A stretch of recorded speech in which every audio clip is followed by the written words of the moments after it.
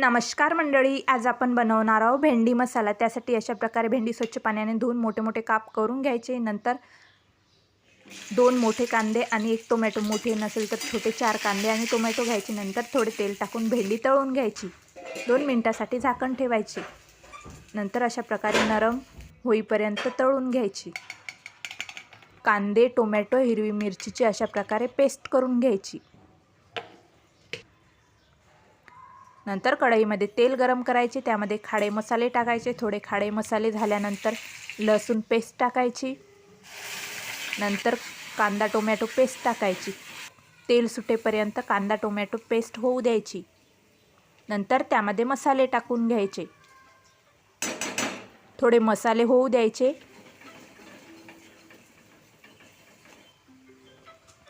नंतर त्यामध्ये गरम पाणी टाकायचे।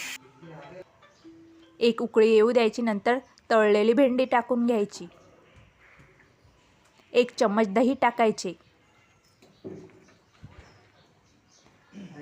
1 उकळी येऊ द्यायची। नंतर त्यामध्ये हिरवा धनिया टाकायचा।